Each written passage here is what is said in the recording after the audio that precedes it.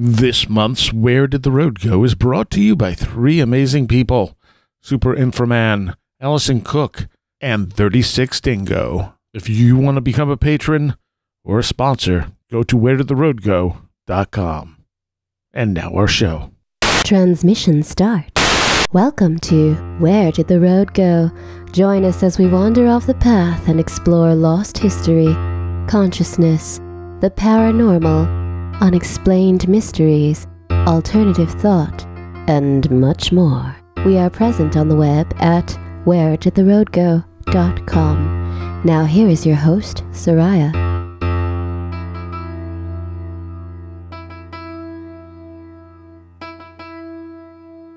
Welcome to this edition of Where Did the Road Go? And tonight is our annual UFO History show with two people I enjoy talking to quite a bit. Mr. Aaron Gullius. Hello. Host of The Saucer Life and now a new podcast called Great Lakes Lore. We had a year-long run, and it's sort of we finished it with the year of great, interesting stories and history of the Great Lakes region. And so we've got this sort of like year of history out there for people to listen to. And the Saucer Life, which is in no danger of ever finishing, I think. Yeah. Wait, is the Great Lakes Lore thing done? Yeah, we did a year, and we're exhausted. So, just work and me with having the other podcast, because I sort of realized that with the scheduling, I was doing an episode a week of podcasts that are incredibly research and writing intensive. Gotcha. On top of work and everything else, and Samantha had huge work stuff happening, so we were just like, okay, it was fun, but man, we're tired, and we got this great year of material, and that's great. All right, okay. And Mr. Mike Cleland, of course. Greetings. And Mike, I'm not totally sure what you're doing at the moment other than working on a book, and of course you have a number of books out. Are you doing anything podcast-wise or media-wise? I'm talking to you right now.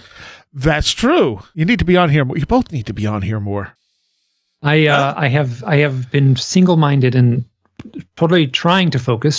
Sometimes to finish this book project, which I'm getting very close to. And it's been if I wrote any slower, like the cursor would be going backwards, erasing one letter at a time on the manuscript. So feels like that sometimes. Yeah. Yeah, you'll still have your book out before me. Don't worry. Hopefully this 2023 will be the year I'll amend that. It will come out in 2023. All right. Yeah. I look forward to it. So do I. I do too. So this is UFO History 2022.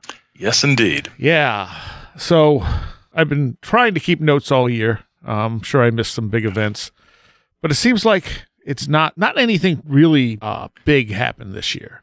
No, it doesn't. I was thinking the same thing. I was sort of Googling around and looking at the year-end recaps and things, and there were some, press conferences by government officials, and that said very little. And we lost some people, as we always do. But nothing really earth-shattering, at least for the elements of UFO culture that I'm sort of interested in. No new contactees burst onto the scene or anything like that, which is always sad. But yeah, it seemed a pretty low-key year in a lot of ways. What do you think, Mike? I agree that the stuff from the government, I just find that sort of deadly dull. It doesn't interest me in the slightest. The people talking about lights in the sky and government documents, and do we have crafted or heavy exotic materials have been collected? How that kind of thing is, maybe, but I don't know. I tend to try to figure out what the smoke and mirrors is and what kind of agenda they're truly trying to obfuscate. They're saying something. Yes. Yeah. My only thought is like, what are they not trying to say? Where's the misdirection? Where are they trying to lead us away from? Right. Yeah. So but as far as the year, there was a few books that came out in a and some folks that passed, but nothing stands out for me. I will say I'm noticing, and maybe it's just because my phone's algorithm is picking up on it, but I've noticed more and more like UFO reports and stuff coming up on like local news stuff, which I didn't tend to see in the past. And again, maybe that's an algorithm thing. It's hard to say. Or maybe, and they're not like joke reports, they're just reports like you would report anything else. Well, I think times have changed. I think people are more open to it than they would have been certainly 20 years ago. Oh, yeah. And to a good deal 10 years ago. The general populace is much more aware of it, whether that's the New York Times article from 2017 that kind of was a crack in the dam, or whether it was just, I don't know, just everyone, YouTube and Ancient Aliens and late night. I guess they're not even whatever streaming. I was going to call it cable TV, but there's no such thing as that anymore. Streaming documentaries that feature UFOs and YouTube and things like that. I think it's saturated the public consciousness in a different way than it had 20 years ago, where people sort of treat it normally now as just it's not such a fringe topic anymore. And I find like the government reports are basically saying, yeah, there's some stuff out there we don't know what is. Yeah. Cool. We've known that all along. Thanks. Yeah, I think a lot of those government reports are sort of, necessitated by people saying they've seen things and having the video things that end up being out there, and so they have to say something, and they have to do something, and they have to reveal what they're doing, which is paying attention to things in the sky near, warships, which honestly, I've said this before, I'm really glad that our military is paying attention to what is in our airspace, right? It's just sort of what you expect them to do. And that doesn't mean that it's alien. It doesn't mean that it's even something anomalous. It just means that it's something we haven't identified. And once we've identified whether or not it's a threat, it doesn't really matter what it is from their point of view, right? So, okay, this isn't going to damage an aircraft or interfere with flight patterns of commercial passenger jets or whatever. So, hey, look, little wobbly thing on a video. Great. Wonderful. And of course, it can also be a way to disguise our own tech. Like let's see what our own people make of this tech that we have. Yes, absolutely. Which may not even be government; it could be corporate owned. Yeah. Because if it was corporate owned, you'd probably want to tell someone inside the government. I mean the government nuclear bombs at it. Yeah. I mean the government outsourcing to private companies, because that way they can't be hit with the Freedom of Information Act.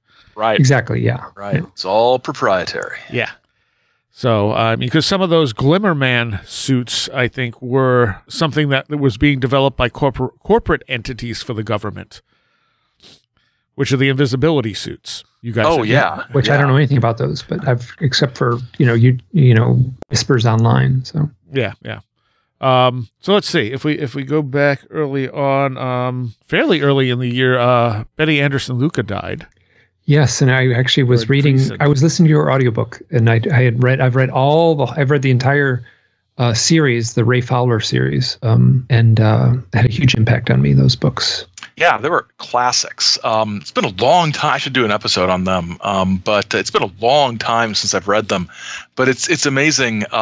These books come out, and along, not too far removed time-wise from Strieber's stuff. They all sort of come out in that sort of early abductee era, and there's so many of the classic abductee tropes that are in that book, and it's amazing how many things can be traced back to just a few really, really seminal cases. That's true. Yeah, and she did drawings. She did these beautiful drawings, and it's funny because I'm an illustrator, and you can kind of watch her skills as an illustrator from book to book to book.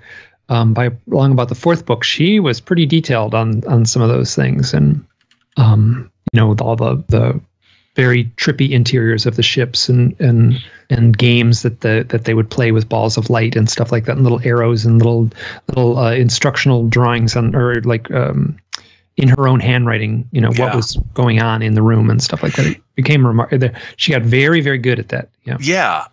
There's some elements of it that really sort of are reminiscent of sort of the classic automatic writing and things like that, which is interesting because I think, who was it? I think George Hunt Williamson, the contactee, there was some automatic writing involved with some of his stuff as well, or no, maybe not him. Some of the contactees, and so you've got that element which the artwork, the writing, it isn't a typical thing.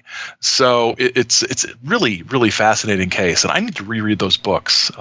They're thick. Wow. Yeah. They're on my list of things to reread that I never quite get around to. I should probably just order them tonight, before I forget. And then in Raymond Fowler, I think it's actually going back to 2021, maybe. Raymond Fowler actually put out a book. He must be, I'm going to be very cautious to say this, but he's probably close to 90. Wow. And he put out a book recently. So. Well, she was born in 1937. Okay. I don't know how old that made her. There was she would have been, 87. Yeah, I was going to say late 80s. 85. I'm sorry, 85. I typed it wrong. Mid to late 80s, yeah. I've never read them, honestly. Oh, my word. They're remarkable. They're one of those things that slipped by me. She was a devout Christian, and then also Raymond Fowler has a devout faith in Christianity, and so there's a Raymond Fowler, I believe, for the most part, Raymond Fowler remains objective. Wow, Betty does not remain objective. So it's all painted in this realm of, God and Jesus and heaven and angels. And so it's, just go into it knowing that. And there's a remarkable event in the very first book. I'm doing this from memory here, where she is under hypnosis, is retelling an event on board a craft, and the little beings, which would be the prototypical gray beings, kind of say, they say, touch this button on this box. And she goes, okay. And then as soon as she does, she's like, whoosh, she's vaulted into this out of body experience. And she basically goes through the tunnel and ends up on this, it's completely, it sounds like computer generated special effects. This was, and she's on this altar kind of thing, and there's this giant bird, a giant bird standing in front of her, and the bird, according to Raymond Fowler, he said it was really, remarkably emotionally powerful when she was actually in the act of reciting all this under hypnosis. So she's standing in front of this giant bird, and the bird bursts into flames, and she's feeling the heat, and she's like, oh my God, the bird is so big and the fire is so strong. She's like, I'm going to get burned myself. And then the bird goes completely to ashes. And there's this weird detail. The ashes turn into these organic little worms. The ashes are undulating around like these weird worms. And then out of the ashes rises up a golden bird. And she's just completely thunderstruck and in awe, and can barely get the description out. And she drew pictures of it, and she's basically describing the phoenix bird, right, which is not a Christian sort of trope. It's not any part of the folklore of Christianity, but it's folklore from the Native Americans and Egyptians, so she's tapping into this archetype that she's oblivious to, and that was remarkable to me, and that really struck me. And then she came back to where the aliens were, basically whoosh, now she's in her body again, and the aliens were kind of like what happened, how did that go for you? They didn't really understand where she was going. So she very much felt like it was narrated by God himself, God was saying, Betty, pay attention, and then this wild thing, so now Betty, you're going back. I'm paraphrasing poorly, but that's pretty close. Yeah. Were all of her memories recovered under hypnosis, or did she remember anything consciously? Lots was remembered without hypnosis. And then there's plenty of just every, black helicopters and phones tapped and crazy synchronicities and premonitions and ESP, and every little box on the checklist gets neatly filled in in her case. Interesting. And this went on through her whole life? Yeah, because when she started, she was Betty Andreasen, and then it was called the Andreasen Affair, and she married Bob Luca halfway through the whole thing, and then they started be calling, I can't remember what they called them now. They changed the name from the Andreasen Affair to the Watchers, and then... Yeah, it's confusing. I remember at one point when I was thinking about doing an episode on this, just trying to figure out which books came when, and Betty Andreasen Luca, and then there's a book that she wrote that I found once that without Fowler, and it's about how she and her husband were introduced to each other by the aliens back. Oh yes, before. totally, sort of an orchestrated relationship. Yeah, which is such a sort of Howard Menger sort of thing with this love, beyond time that because of the aliens. Expand on that. So she thought the aliens basically hooked them up? Yeah, I haven't read it. I just remember reading about it, and this sort of their pre-corporeal existence or something was they met, and then they were destined to be together later, which is again it's there's elements that are very sort of almost stereotypical contactee or abductee stuff, and then there's other elements that are more unique and more wide ranging that are really, really interesting. Obviously your show is focused primarily on contactees. What percentage of those contactees do you think had at least one genuine experience? That's difficult. I figured that's difficult to say, because so many of them are just so prosaic, the aliens met me in their spaceship and they told me the same thing every other contactee was told. Right. And then George Adamski, he's got this long sort of history as a sort of spiritualist guy before the UFOs, so it's very clearly sort of bolting the space age stuff to pre-existing things. Now, I still think if I have to pick one, probably Orfeo Angelucci, just because his experiences, with the strange pill in the drink and sort of the phantasmagorical sort of trip he went on when he drank this thing. There's enough weirdness there that seems like it would have overlap with other sorts of experiences like that. And while there's the sort of social message and message of peace and everything like that, it's more this guy drank something and then strange things happened. Drank something that the strange people gave him and things happened. So I think it's one contactee out of all of them. Others might have had strange things happen to them or anomalous experiences, but the way they write about and talk about those experiences doesn't highlight true weirdness in a lot of cases. It's very I got on board a nuts and bolts flying saucer sorts of things. And Angelucci's was a little different from that.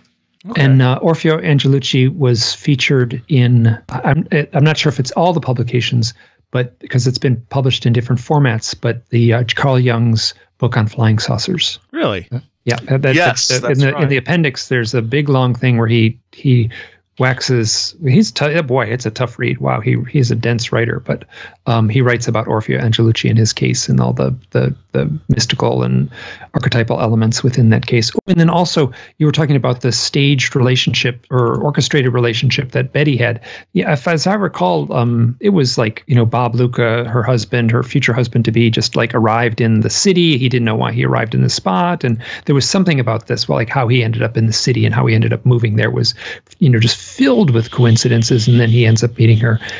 And but that orchestrated relationship element is all over the people I'm talking with, and I'm talking mostly with people who have UFO and novel experiences. Right. Everyone's got a and they often don't talk about those publicly. That's where you get them at the bar at the UFO conference, and wow, these stories just pour out of people. Yeah, and I've got that in my own life, so I get that. That's why I was curious.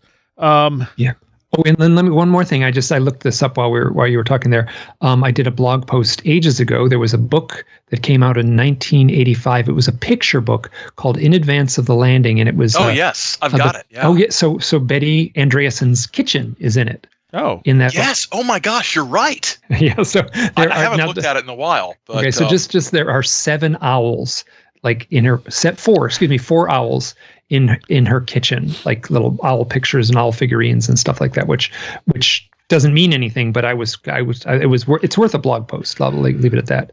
My house, and there's pretty much no owls in her case except for in Raymond Fowler's last name. So my whole house was surrounded by I think we counted 7 hooting owls. I get owls almost every night where I am here, out the window. We usually don't have that many. 7 is a lot, yeah. So of course there was the whole thing. I think it was in June with the UFO hearings. Yes. Yeah, and then eventually a report was released. But yeah, the hearings were, I don't know. It's kind of like we said earlier. It's nothing really jumped out as, oh my gosh, this is really paradigm shifting stuff, right? Yeah. It's there's weird things in the sky. The military's paying attention to it. Some people who used to be part of this project supposedly have now left that position and are very cleverly cashing in on having possibly been involved with these things.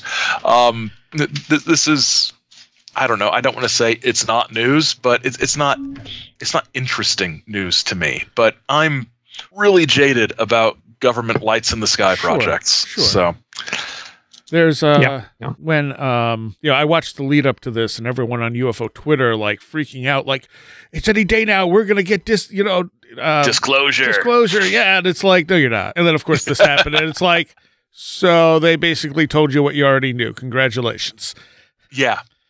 And this is the thing. I don't know why people feel they need the government stamp of approval on their beliefs. Yeah. I don't know why people would trust the government that supposedly has been running a UFO cover-up for 70 years. Right. I mean, well, you believe them because they're telling you what you want to hear. Oh, that's smart.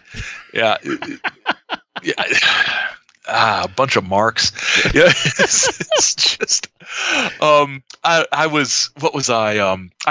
most recent Saucer Life episode, I finally, did an episode on Bill Moore's speech at the 1989 MUFON symposium, where he says, this is what happened with this Paul Benowitz guy. And I was approached and asked if I would, inform the Air Force about what Paul was doing with the information they were feeding him. And I slowly watched this man lose his mind, right? But it's okay because I was doing it to get access to things, and it's just, this is not new. We've got a long history of elements of the government, disinforming and manipulating the UFO field for a variety of reasons. Some known, like the weapons testing that was going on at Kirtland, wanting to sort of deflect from that, but also unknown reasons or reasons we can speculate about, such as why not just screw with the UFO people a little bit and keep them chasing their tails so they don't notice something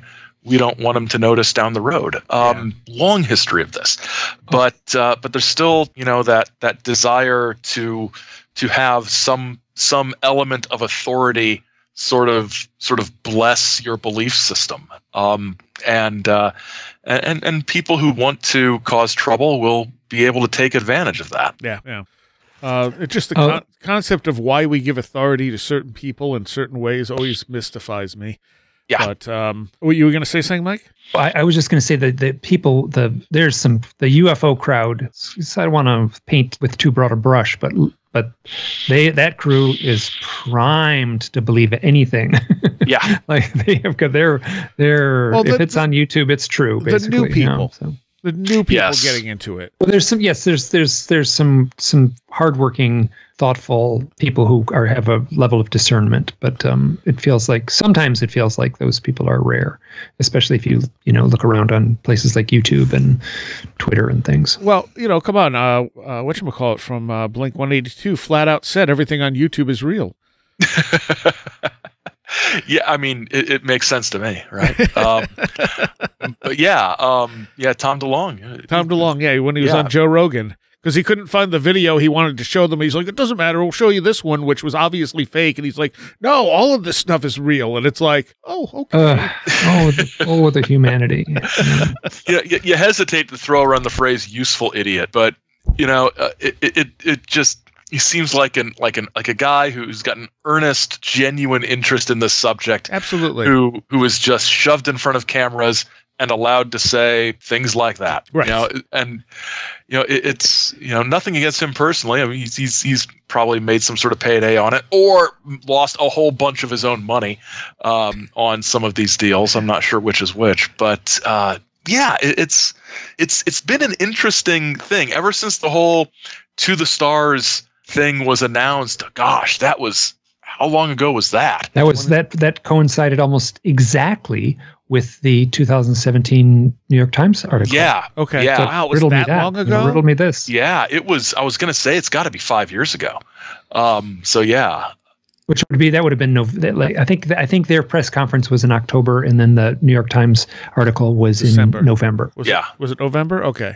And it might have been December, but it was right around there. There was also an article back in 2017 and early in the spring written by Ralph Blumenthal, where he interviewed Cheryl Costa from, she was living in Syracuse still. I think she's moved to like North Carolina or something, but it was an article about her book.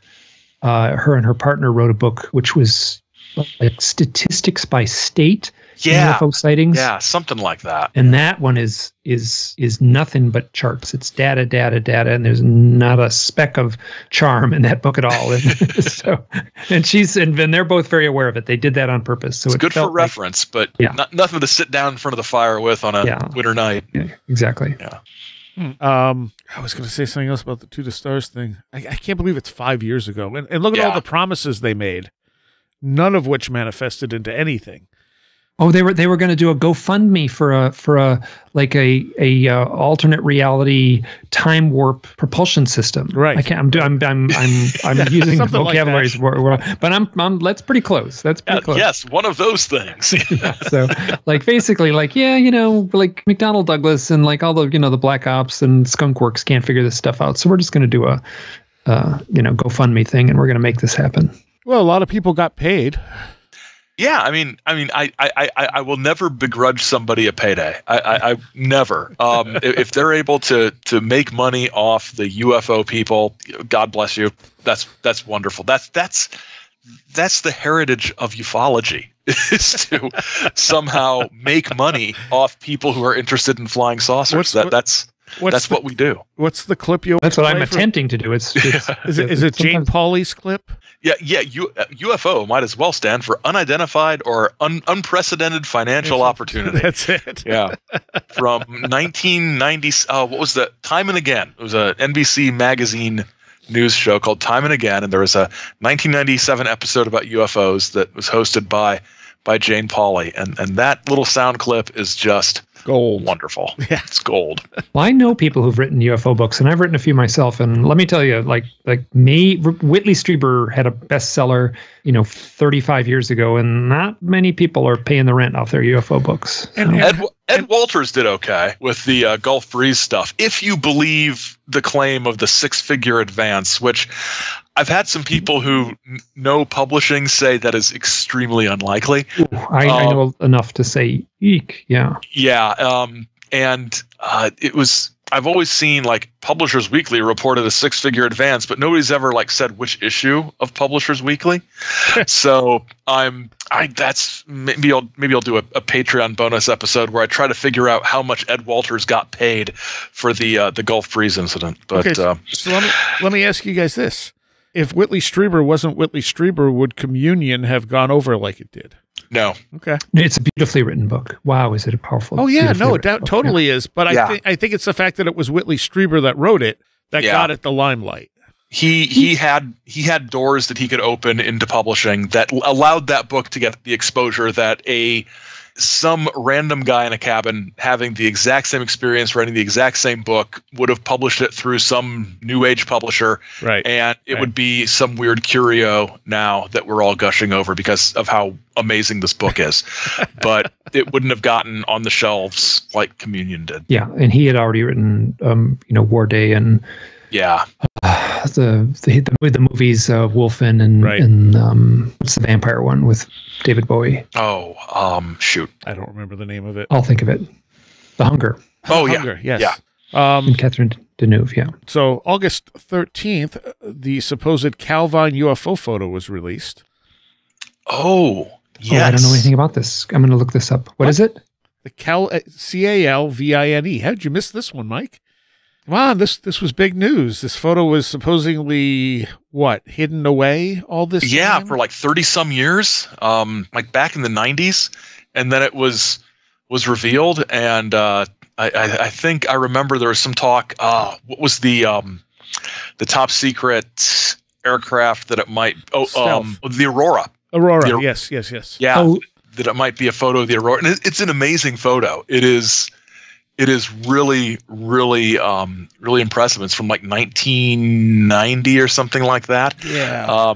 But the I when I was reviewing for the episode, I looked it up, and I guess the original photo and the names of the witnesses are continued. They're sealed until 2076 because of privacy concerns, according to it's the Daily Mail, so in the UK. So there's like a digital picture that's been released, but the Ministry of Defense is like, nope, we don't want to tell you who the witnesses are. They're two young chefs in Scotland who saw it in August of 1990.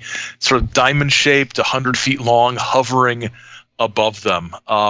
The Royal Air Force launched fighters to sort of they saw jets going after it, but it's interesting. They took pictures and they took them to a newspaper, and the newspaper sent them to the Ministry of Defense, and then the whole thing sort of went silent. So it's, I don't know, pretty suspicious that these folks took a picture of something they weren't supposed to take a picture of. Maybe not aliens, but certainly something that they shouldn't have taken a picture of. And Nick Pope had seen the original. And there were a few. There wasn't just one, right? Right. And Nick Pope had seen it, and he refused to verify whether the photo that was released was the photo he saw. That Nick Pope. That Nick Pope. He's sneaky, yeah. Because he kind of just worked around it, like, could be, Yeah.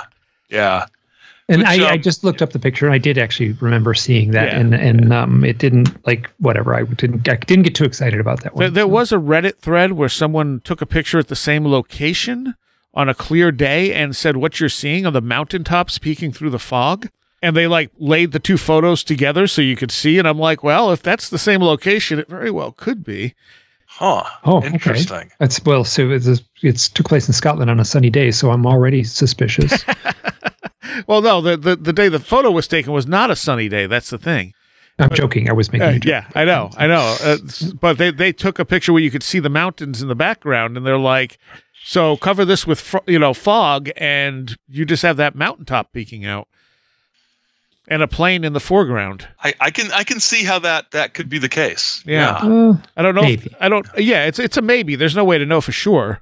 But that was a pretty interesting catch on their part. Then why would it be so secretive then? Maybe it's not the actual photo. Oh, yeah. Yeah. I mean, we're being told it's the actual photo, but like I said, the only person who had who had seen it was Nick Pope, and he didn't verify. Okay. So, yeah, that's interesting. I don't know what to make of it. Regardless, it's just a picture. So it's not going to give us any answers. Like any of this stuff, is interesting if you catch it on video or if you get pictures of it, but it doesn't actually tell us what we're really seeing. Right. Yeah. They're telling us this is the picture they took, but we don't know that, because nobody's seen the original.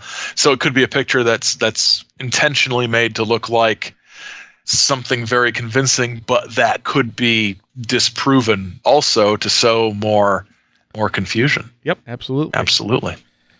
That was going to lead me on to something else. So one of the things that happened this year is Congress defined what a UFO is. Do they call it a UFO or is it a UAP? No, in this press conference they called it a UFO. Okay. And I'm trying. I'm against the other acronym. I'm just. Oh yeah, I think we all are. What gets me is that they've changed what UAP means now. Have they? Yeah. I always thought it was unidentified or unidentified aerial phenomenon, and the NASA press releases about their study group on UAPs were all updated in late December to reflect the expanded definition of UAP, which is unidentified anomalous phenomenon.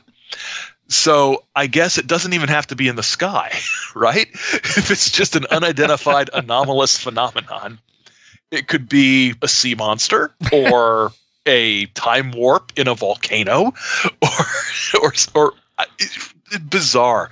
I don't know, but they updated it to reflect an expanded terminology for UAP. Yeah. It's now unidentified anomalous phenomenon. So this says, the article here about Congress says that as first reported by researcher Douglas Johnson, a draft bill approved unanimously by the Senate Select Committee on Intelligence rebrands UFOs as unidentified aerospace undersea phenomena. Oh, Jesus. The revised definition of UFO also includes transmedium objects, which, according to lawmakers, transition between space and the atmosphere or between the atmosphere and bodies of water. Huh. Interesting. Fair enough. What was wrong with USO for Right? Unidentified submerged object? What if they come out and they unsubmerge? Like, what if they fly out? Then you have to get a different form to fill out. Then they're a UFO. Yeah. A report accompanying the legislation notes that transmedium threats to United States national security are expanding exponentially. The threats are expanding exponentially. Most strikingly, Congress's new definition of UFO excludes man-made objects. How would you know? Exactly. Then you would know. Then it's not. Then the unidentified part. If it's a man-made, you would say, "Oh, that's a man-made thing." So yeah, this is their there's like that joke about the guy is in the street under the street lamp, looking around. He's looking under the street lamp, and his neighbor comes over and says, "Hey, what is going on?" He said, "Oh, I lost my keys." He said, "Where did you lose them?" And the guy points over there in the bushes. And he said, "Well, what are you doing under the street lamp?" And it's like, "Oh, it's just much easier to look here." That's beautiful. Yeah, so that's where let's get a bunch of people in a room, and there's this amazing stuff about people with psychic abilities and orchestrated relationships and crazy paranormal high strangeness, and then a bunch of men are sitting around a room, trying to haggle over an acronym. Yeah, so. And there's this wealth of information that they're oblivious to. This is kind of interesting. It says Congress, in short, is forcing the government to focus on objects that are not man-made. Imagine that the new UFO office identifies a highly advanced drone flying in sensitive airspace. Under the draft legislation, regardless of the drone's origin, be it Chinese, Russian, or otherwise, the UFO office must immediately stop investigating it and hand the case over to another government entity. Well, if I was China or Russia or I would just make my advanced drone look like a flying saucer, and then I'd be, then it'd never make it to the reports that, if given that logic. Well, I'm wondering if the whole point of this is to not disclose our own stuff unless we want it to be reported. Yeah. That makes sense. That way they say, "Oh, we found this," and they go, "Shh, oh, okay," Yeah. Whereas other stuff they might want them to report about, so they'll let them report. Or in some cases, they probably just don't know what it is. I mean, it's not like there aren't unidentified things in the sky. There always have been. Yeah. I mean, that's cross-culture throughout time. That's long before drones. Exactly. The archives are full of these things going back, all throughout recorded history. I mean, that's like the whole book that Valet wrote there. Valet and, what's his name? Importance in the Sky. I know. He just wrote a second book about Chris Aubeck. Chris Aubeck, yes. Yeah. He and they only took reports from before 1800 or something like that. Well, yes, exactly. Yeah. And the book's like you got to have a strong coffee table to set the book on. Exactly. Because, I mean, that way it's not man-made.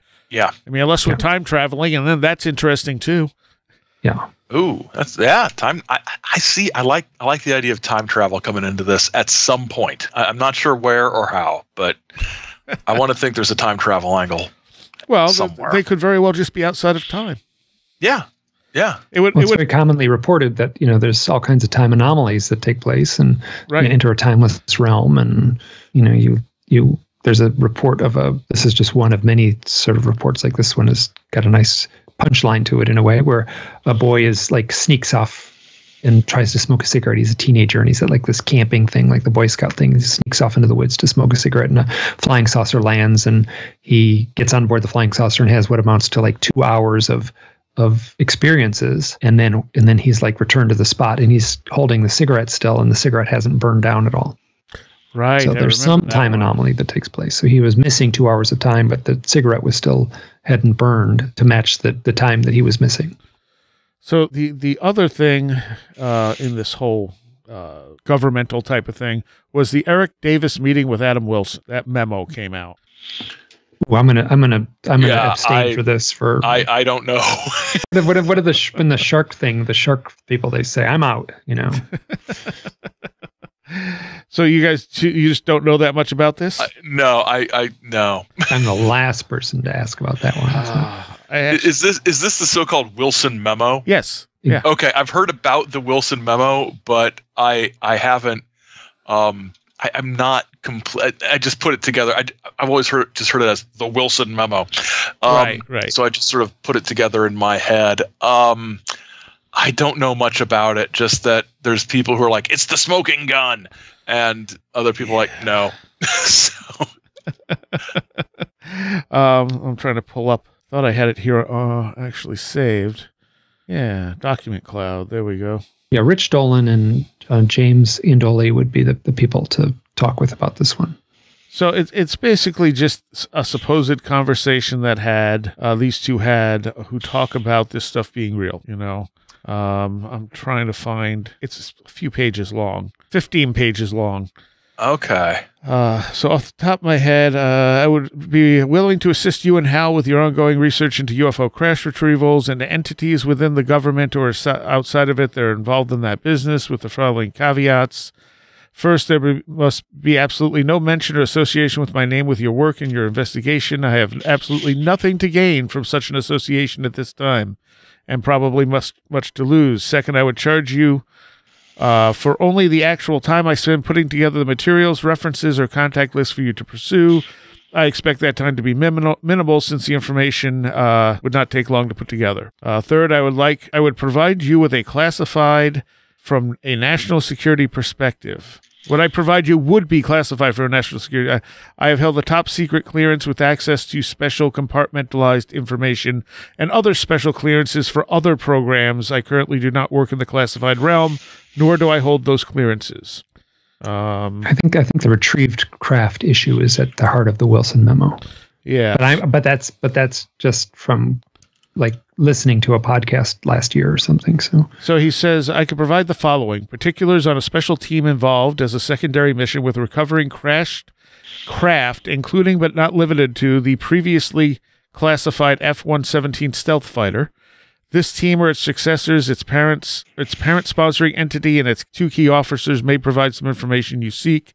The name and location of senior officers who I believe had firsthand knowledge of U.S. government alien reproduction vehicles at Area 51 and associated locations. The name and current location of a retired senior flag rank officer who I believe was directly involved in government interaction with a significant UFO event on the east coast of the U.S., and I believe has, by virtue of his former leadership position, high military rank, the control of significant military forces, and direct knowledge of USG involvement in the business. And finally, a list of civilian government contractors who, by virtue of their past and currently high classified work, current capabilities, clearances, specialized personnel, and geographic areas of concern, most likely have current involvement in knowledge of USG work and alien-derived technology, crashes, landing, and associated events. Interesting. Interesting if true, yes. Huge if true. I don't even know if the memo is necessarily false, but the information given to him may not be right. I mean, it sounds like disinfo. It does. It does. I found it while you're looking at it. I found it. It's like there's references to Roswell and Stephen Greer and Ed Mitchell, and it's like a sort of, you know, Google UFOs in the late 90s and early 2000s, and plug the terms into an official sounding memo. Yeah. Except you couldn't Google then, could you? Could you Google in the? You could Alta Vista. Okay, then. Fair enough. in 2002, you could ask Jeeves. You could Yahoo's search engine was pretty good. Or you could just go to a library and look down the shelf, or go to the Coast to Coast website and see what they were up to. Yeah, this is very much early disclosure project feel to it. Yes, yeah. And it seems like it's just the same stuff recycled, really. Yeah. And it didn't really go anywhere. I mean, it made a splash when it was released, and then I really haven't heard anyone talking about it since. Well, what are you going to do with it? I mean, beyond saying, here it is, and then it's like, okay, there it is. and like everything else as far as official proclamations about UFO truth, right? Once, what I think we have to actually have a craft land on the White House lawn and a little gray guy come out and give a speech, and even that would be like, well, it was an AI deep fake, right? So I don't think. Well, here's the thing. I just had this thought. What would be fascinating is if disclosure happened and everybody was like, whatever.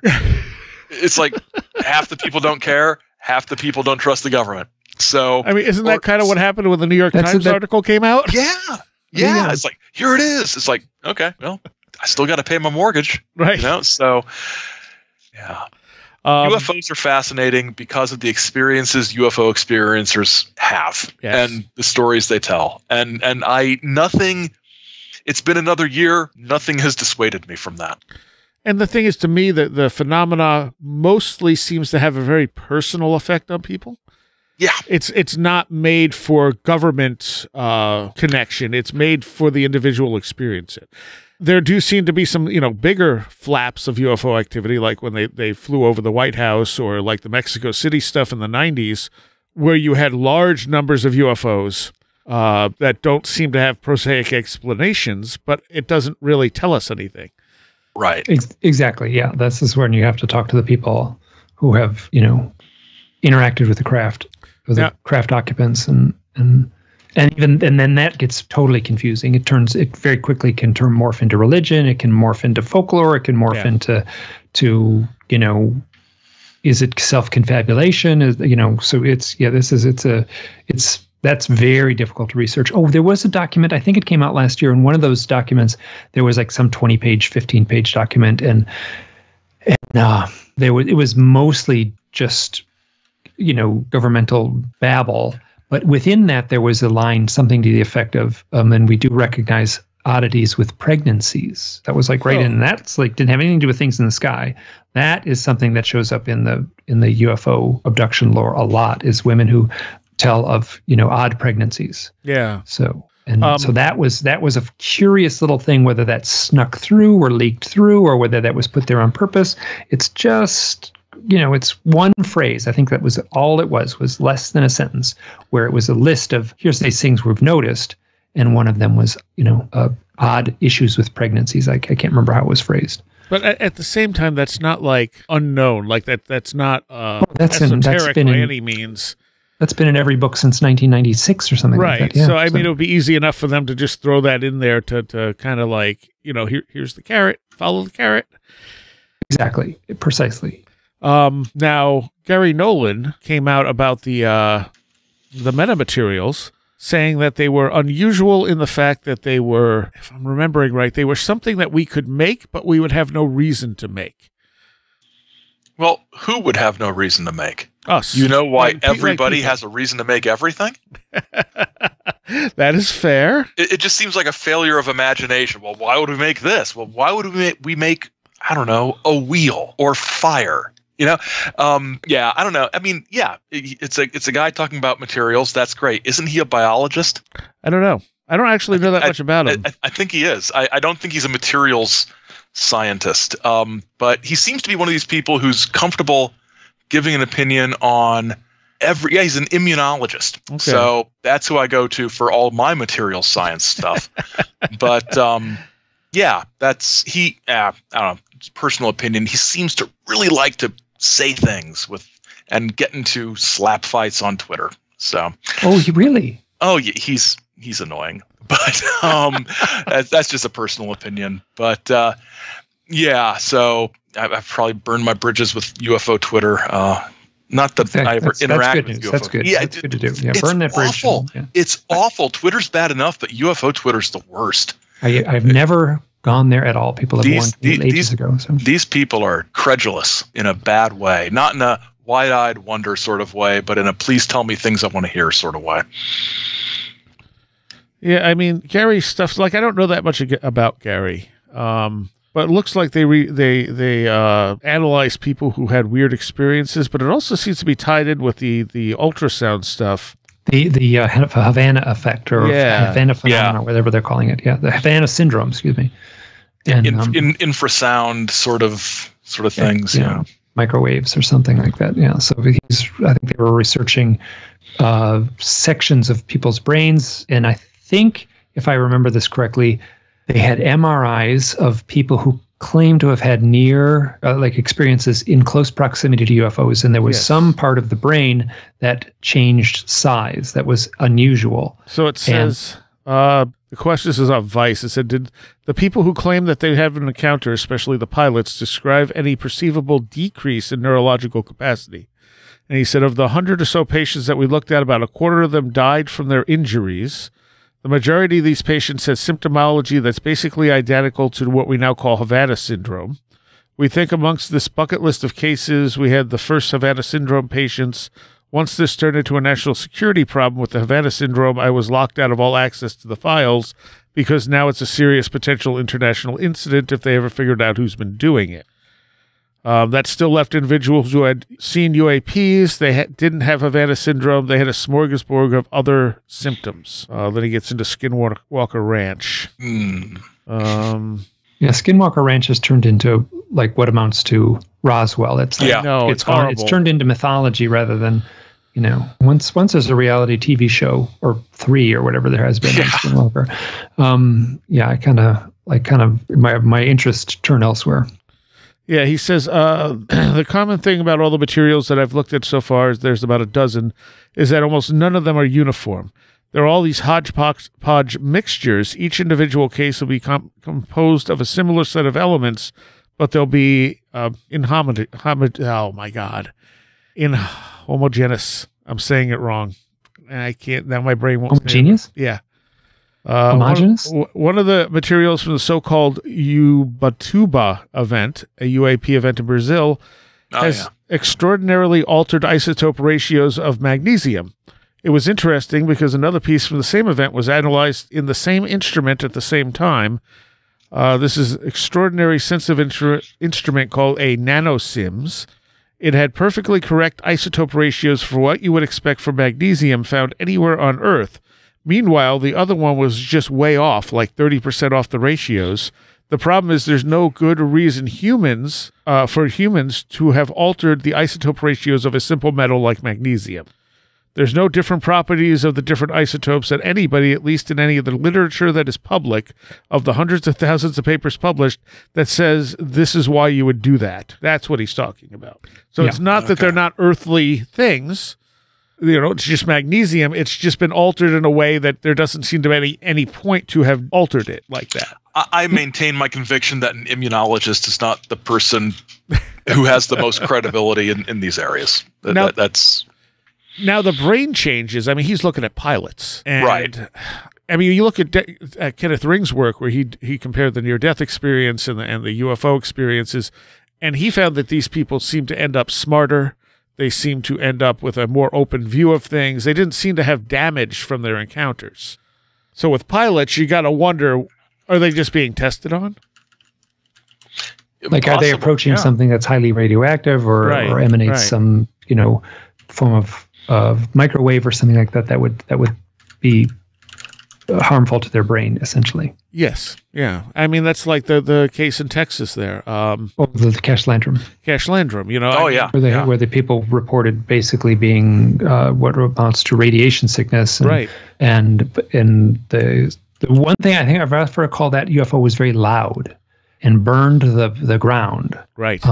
That doesn't sound like I've read a lot of UFO reports. Boy, you don't hear many when they talk about everything's quiet. And nobody talks about them being loud. Yeah. So that tells me. I mean, it's tough to read a report and I can't make a distinction, but that's an outlier. There sure aren't many loud UFOs. Yeah. And I mean, that seems like it was probably some kind of test that got out of control, and it affected these people, and they're not going to admit to it. For numerous they would want to turn it into a UFO story. They would want to, like, what do you call it? Like, muddy the waters with UFO. Yeah. Type, and I think false leads. Yeah, false. And I think it was Rick Redford, who pointed out he's incredibly popular. That this looked a lot like the craft that was described at in the UK. Oh man, why are names escaping me tonight? The big case in the UK with the military base. Rendlesham. Rendlesham. That happened like a day or two earlier. Oh, really? Was that close in time? Yeah. That would have been. Yeah. It would have been right around like Christmas time of 1985 or something. 80, I think. Yeah. 80. Okay. So yeah, it was like within like 48 hours. Yeah. So his thought was this was a test craft that they saw at Rendlesham, and then they brought it back to a base in Texas, and they were playing around with it, and the whole Cash Landrum thing happened, but it was all the same object. Okay. Which is interesting because it is a similar description, and it is fairly close together in time. Yeah, I've always thought that sort of overlap between Cash Landrum and Rendlesham was a little too close to be coincidental. I'd never heard the connection until just now. So, well, you got to look up that Rick Nedfern guy. Okay, he's huge. And I don't even know what book he wrote about it in. I just remember hearing him talk about it and was like, oh, that's interesting. He wrote a book about Rendlesham, and basically, if I remember correctly, he wrote recently a book about Rendlesham and said it was a government disinformation plan or like a effort.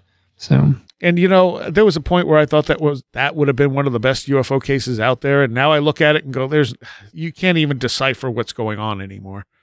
And it's turned into Skinwalker Ranch essentially, or Roswell. Yeah, it's gotten so muddied with popular culture, and it's 40 years later. Yeah, and it gets to the point with this stuff where you don't know what to believe. Like I can talk to an individual. That's one thing. If an individual has an experience and you talk to them, okay.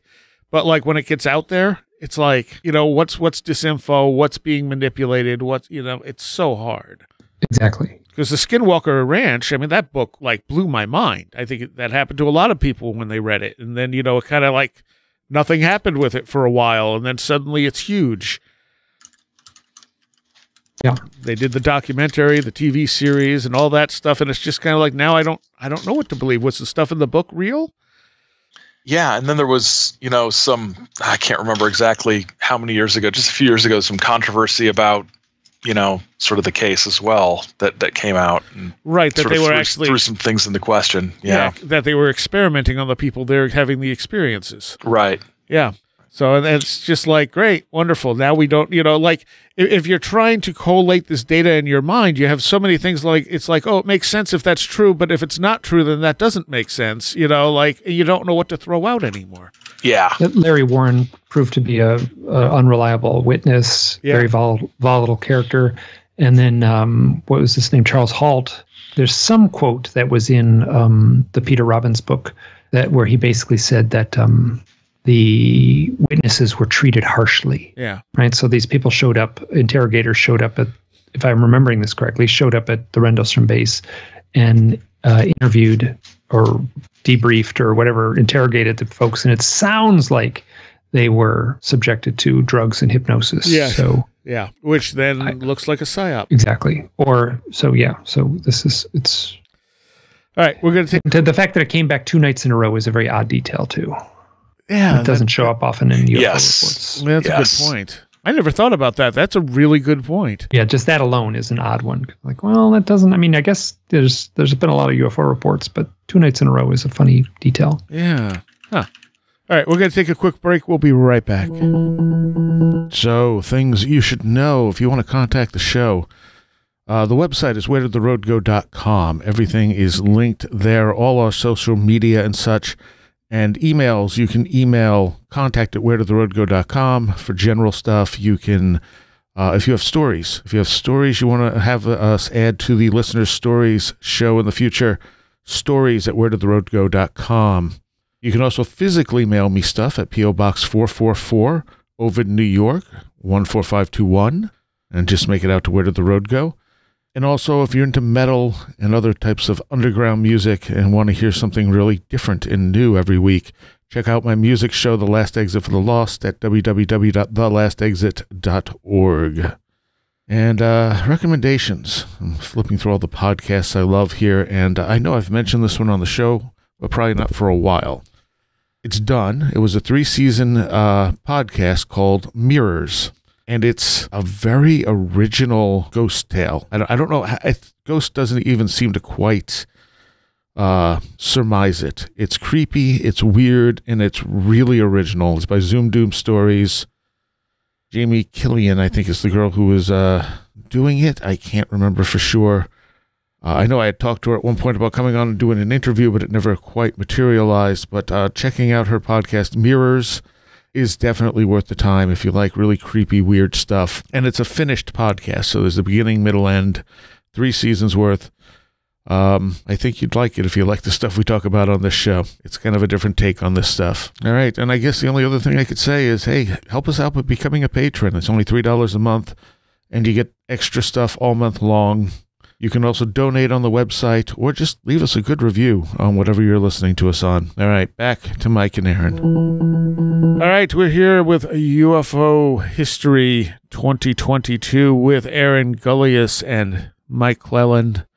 Now, Mike, you were talking about a conference that whatchamacallit had. Rice University.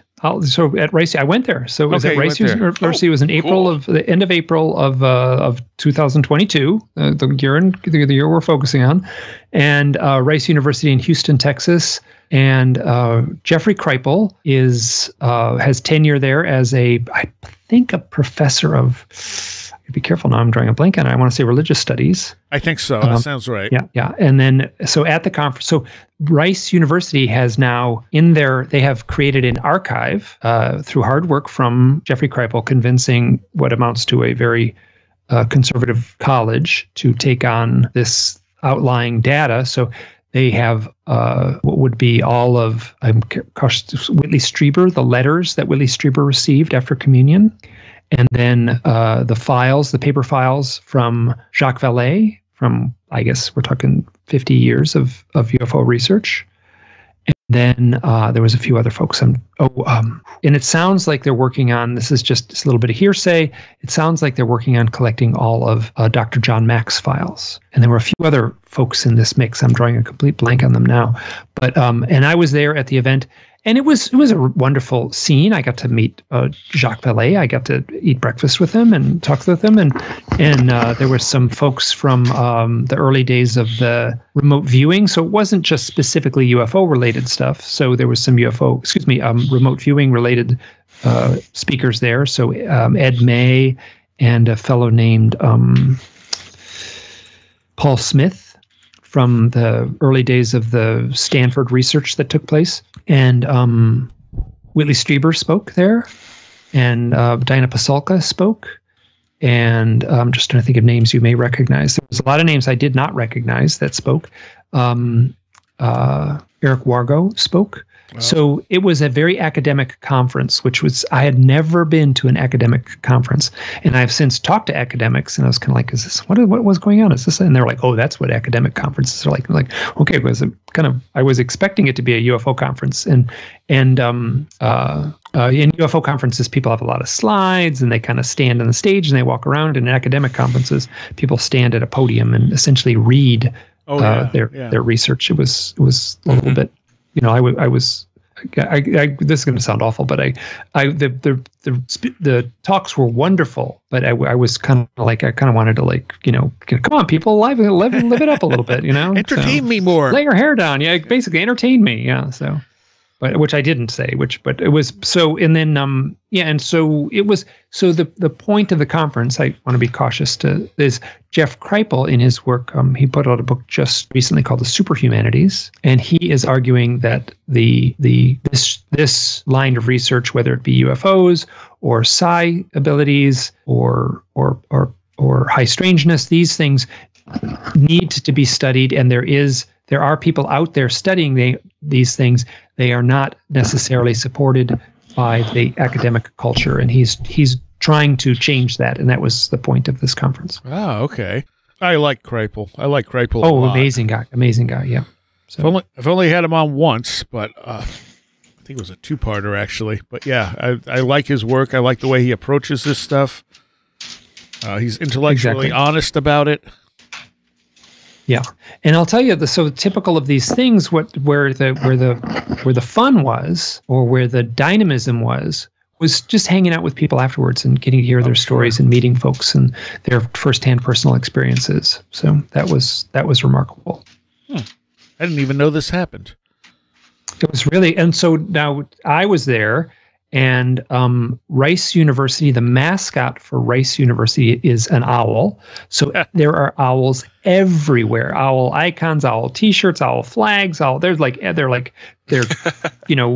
carved into they don't have gargoyles carved into they have owls all over these ivy-colored buildings in this beautiful campus. And so yeah, it was like I'm kind of jaded at this point, and plenty of people came up to me and say, "Hey, did you notice the owls here?" And I was like, "Yeah, I did actually notice that." Yeah, but but yeah, it was a really remarkable event. Now, you had also mentioned that Barack and Michelle Obama are producing a documentary on Betty and Barney Hill. That's not quite right. Let me look this up, but it's close. I their production pulled up a couple company, pages. So there's a production company. Now I'll do the thing where I read aloud. And, okay. Netflix is developing a production from former U.S. President Barack Obama and Michelle Obama, and they have a production company called Higher Ground. And one of the things they are purportedly, it's been greenlit, and it seems like it's going to be on Netflix, is a film called White Mountain, and it's not a documentary. I think it will be a recreation, like a recreation, or it will be a narrative with actors, and so. Based on Betty and Barney Hill and their experiences. Now, what's interesting to me is Betty and Barney Hill. When did that happen? I want to say 1961. If only there was someone who knew about UFO history. I think that sounds about right. Yeah. Okay, so 1961. September of 1960. Okay, sometime in the fall. So I'm going to just say this is so Betty and Barney Hill, a biracial couple. Barney was black, Betty was white, and that matches Barack Obama, then Barry Soetoro's parents. So, and he would have been born in 1961 in August. So the event took place right around his birth. I don't know what that means, but that was a little curious thing, like that. So that detail, the biracial parent, if my understanding, Barney and Betty never had kids. So yeah, right. And of course, at that point in time in our history, biracial couples were not accepted. Yeah, exactly. Even in like New England, where they were, it was still tough, and they were active in the NAACP, I believe, as well. So they were, not just a biracial couple, but actively, part of the civil rights movement. And I think Ren Collier has said that he fully believes that was a psyop. There are people who argue that was a psyop, but there's issues where. I'm wondering, because I know people, Betty continued to have UFO type events in her life. And as I recall, she worked with, wow, I've got to be careful saying this because I'm doing this from memory. I'm probably wrong, but she worked with Dr. Jacques Vallée and actually was able to summon some sort of sighting, let's say. And that kind of goes beyond like, if it was a psyop, I don't know if that would be the case. And then Kathleen Marden is the niece of Betty and Barney Hill, or related, and she has come out very vocally about her firsthand UFO contact experiences. So she speaks openly about herself being a lifelong UFO abductee, and so that follows the family line kind of thing. And the whisperings in the community is that there were more events than they spoke about publicly. I can't vouch for that, but that's what I've heard. Well, I mean, they could have had a legitimate sighting that was then, used against them. In 1962, that would be, or 61, that would be, maybe, but so who's the guy who wrote the book? Oh, Fuller. John Fuller. John Fuller wrote the Uninterrupted Journey, and he also wrote Incident at Exeter. Mm-hmm. Yeah, but he was also connected to the government. And I think if I remember correctly, it's when you actually look at what he was doing, it's not as incendiary as it sounds. No, yeah, and I don't remember. I just remember that being one of the things where they're like, well, this guy was government, and so and he's hypnotizing them. I think he had been working with war veterans. Okay. Through the government to reduce stress. That was one of the things he does. I don't know if that's his government affiliation or not, so I can't really speak to that. Yeah, I need to have Red on at some point to talk about why he thinks that's the case. And then I'm agnostic on it. I don't know. And Joe Montaldo, a researcher out of New Orleans, says that some elements certainly seem like real UFO contact case, and some elements seem like disinfo. Disinfo. And so they had high strangeness they were visiting Montreal. So there was like high strangeness type synchronistic events that were taking place in Montreal before the actual contact experience, which, synchronicities and high strangeness, the government be orchestrating the oddities like that before the abduction. I don't know if they were that sophisticated at that point. No, I wouldn't think so. But so that's within the lore, and that's in the book that Kathleen Marden put out with Stanton Friedman called, I think it was called Abducted, wasn't it? Or Captured, excuse me. Captured, yeah. Okay. What are your thoughts, Aaron? I'm like you. I'm agnostic on it. I think it could be an anomalous experience. I think it could be something sinister and psyopy. I can see how both could be potentially true. It's one of those where you listen to the tapes and you listen to the things, and it's just like absolutely something happened. I mean, this is not an imaginary thing. This is not anything. This is not anything anybody made up, because why would they do that? But it's strange. It's one of the strangest. It's one of the earliest abduction sort of things, but it's one of those that you can't, maybe because it's so iconic, you can't really see it straight. It's just everybody has their sort of angle on it, even because everybody sort of knows about it, knows some aspect of it, the hypnosis, the Nazi references that Barney made. He's a Nazi. The references for the Nazi thing was, he said they were wearing caps. Like there was a hovering flying saucer on the road, and the hypnotherapist says, describe who's looking out the windows, and they said, they're like caps, and he's described the caps, and he goes, they're like Nazi caps. And that's the only reference to Nazis. Yeah. Okay. Which is funny that they would wear caps, but this is where we need Zelia Edgar to come in and talk about the clothes. So. So Alta Dillard passed away, which broke my heart. I had wonderful conversations with her over the years. Yeah, and she was her and what's his name? Chad. Thank you. I'm giving up on names tonight. They're just not. I'm usually bad, but I'm proud of myself tonight. So. They did a 3-part show with me. Because not only did they have a UFO experience, which I thought was probably the least interesting of the experiences, but they had a whole bunch of strange stuff happen to them, and it was very unique sounding stuff. It wasn't typical at all. There was tons of high strangeness mixed in there. Exactly. And they, I did an interview. So I spoke with, there was a chapter in my life, oh my God, I was just on fire. And just, if I wanted to talk to someone, I was going to find him. I was going to get him on the phone. I was going to talk to him. And so I talked to Alta for, it felt like, I think we went for like a couple days. Like I would get like totally exhausted. And this is back when I had a landline that was like a little cordless phone, and the batteries died. So we had to start this. So next day, so I think it was over a couple days. There was probably I'm going to say 7 hours of conversation. Damn. And she probably had lots more, but I was riveted.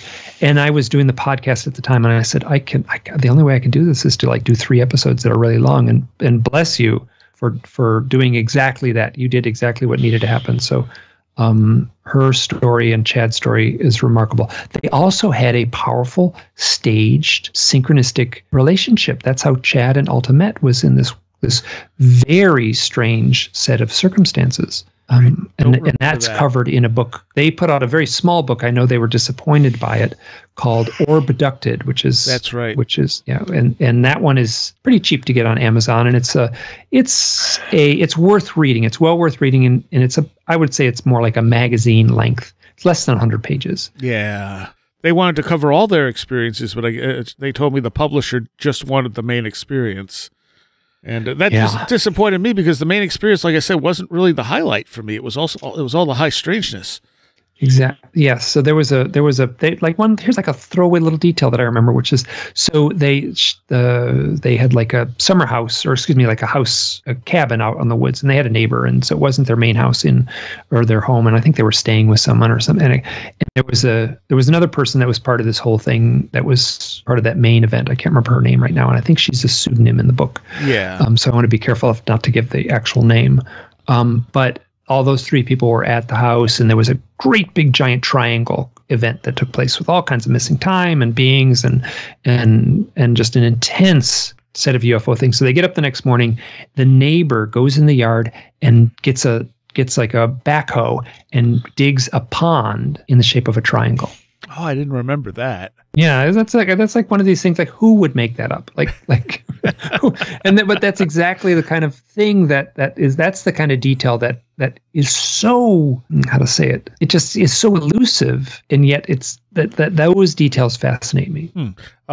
You also said that there's a book out from Brian Short.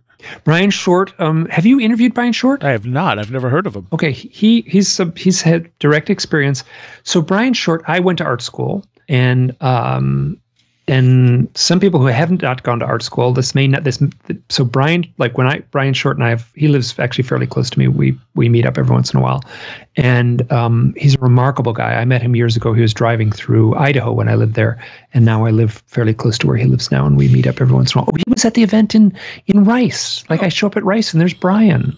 And so Brian went to art school. He is an artist in the truest sense of the word.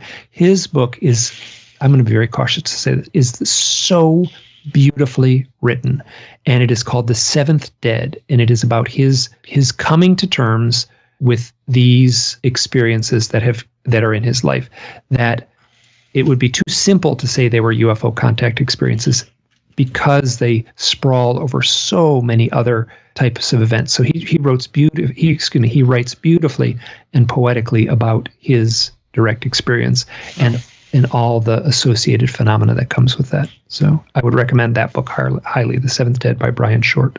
And Josh put his book out this year, didn't he? Yeah, he did. Yes. I know. I looked at every. I did the.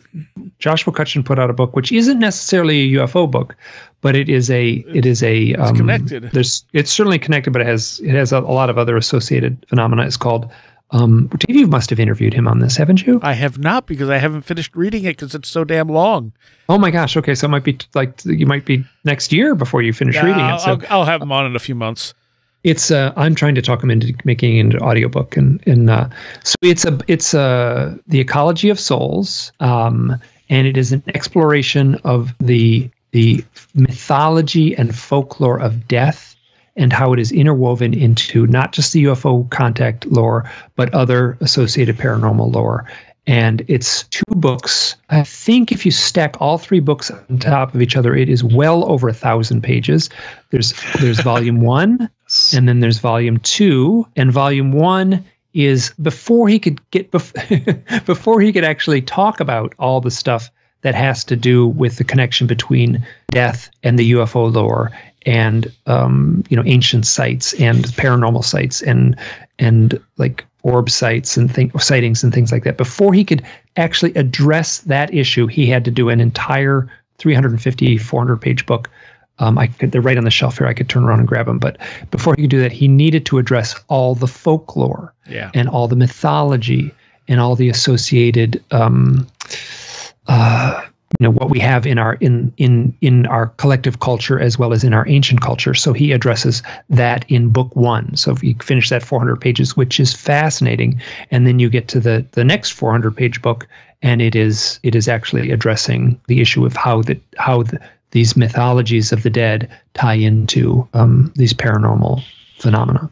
And then the third book, the third book is all the footnotes and all the citations. And the footnotes are in I'm doing this off the top of my head, because I laid the books out. So I physically got in there and wow, talk about this. This is the single most complicated book you could ever try to do. Anyone who's trying to lay out a book, and three volumes, and I think there's 2,800 or maybe 4,000 footnotes. I could look this up. And so there's 270 pages of footnotes in 9-point type.